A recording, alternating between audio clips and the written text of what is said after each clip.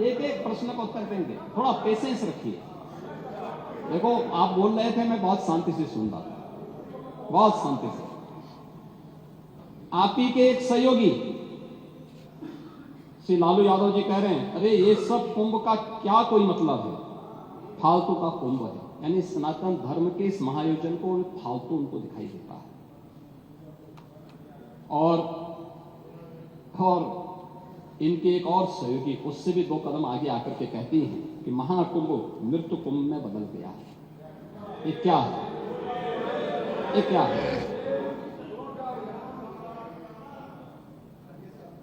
मल्लिकार्जुन खड़गे कांग्रेस के नेता अध्यक्ष कहते हैं कुंभ भगदड़ में हजारों लोग मारे गए।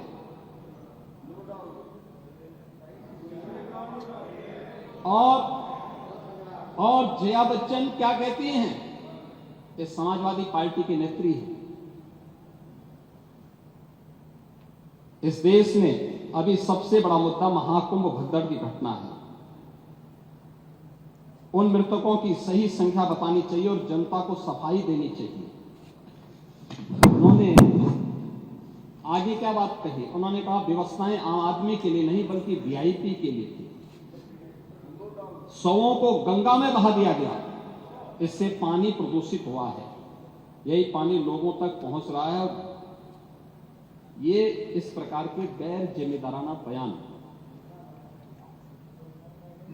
समाजवादी पार्टी, कांग्रेस, आरजेडी और टीएमसी के नेताओं के द्वारा सनातन धर्म के जुड़े हुए सबसे बड़े आयोजन के प्रति दिए गए।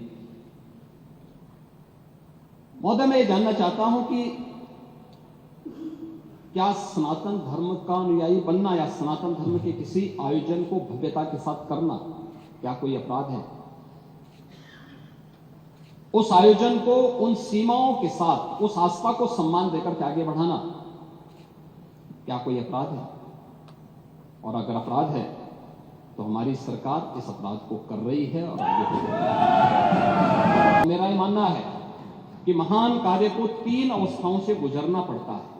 याद रखना, उपहास से, विरोध से और अंततः स्वीकृति से।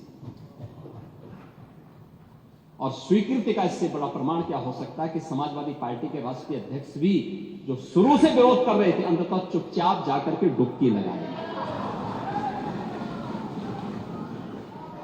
नेता प्रतिपक्ष भी हाँ, मैं अच्छी बात है, आपका अधिकार है, आपका अधिकार है। मैं तो आपको अधिकार दे रहा हूं। मैं ही कह रहा ना, नहीं 13 में आप नहीं जा पाए थे, क्योंकि 13 में जब आप जा रहे थे तब तक आपको फोन आ गया था, आप वापस हो गए, नहीं जा पाए थे। नहीं जा पाए, आप वापस आ गए थे। लेकिन इस बार आप गए थे, मुझे अच्छा लगा। आपने उत्तर प्रदेश सरकार की व्यवस्था की सराहना की और आपने मुझे प्रत्यक्ष नहीं लेकिन स्पीकर साहब को धन्यवाद दिया कि अच्छी व्यवस्था। आप देख रहे होंगे व्यवस्था करने में हमें कठिनाई हो रही है, लाइन लगी है, लोग, हर व्यक्ति आना चाहता है और उन सबका हम स्वागत भी करेंगे। हम व्यवस्थाएं दे रहे हैं, हर प्रकार का प्रयास कर रहे हैं अपने स्तर पर। लेकिन आप दूसरों को उपदेश दे रहे हैं लेकिन चुपचाप स्नान करके चले आ रहे हैं। ये बड़ी विडंबना वाली स्थिति है। और अच्छा होता पूरे समाजवादी परिवार को लेके गए होते, आगे पीछे चच्चों को भी लेके चले गए होते, तो कम से कम 2013 में तो मैं उनकी मजबूरी मान सकता था। कम से कम 2025 में तो करवा करके पुणे के भागीदार बना देते। लेकिन आपने आज भी उनको पुणे का भागीदार बनने से वंचित कर दिया। महोदय, वीआईपी कल्चर की बात वो करते हैं जो मुंह पे चांदी का चम्मच लेकर के ही पैदा हुए, जीवन भर जिन्होंने वीआईपी सुविधा ली। अगर थोड़ी सी वीआईपी सुविधा इधर उधर नहीं कि जमीन आसमान को एक कर लेते हैं। वे प्रयागराज महाकुंभ में वीआईपी कल्चर अगर कुंभ में होता तो आप मुझे बताइए 56 करोड़ लोग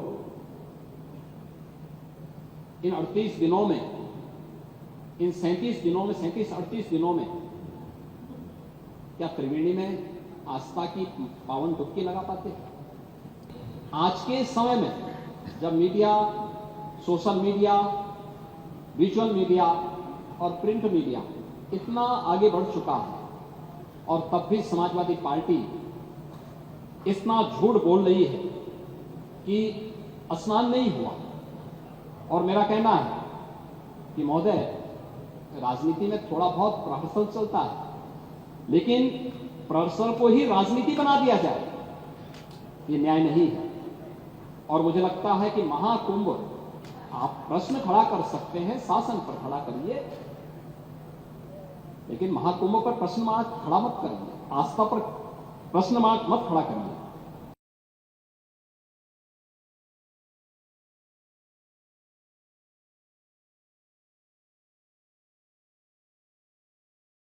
दुनिया बदल रही है और ये ला रही है भारत के लिए इन्फिनिट अवसर, जिसे हम कहते हैं मिनट इन्फिनिट। आइए आइडियाज ऑफ इंडिया के मंच पर समझे इसी मिनट इन्फिनिट को 21 और 22 फरवरी abplive.com पर।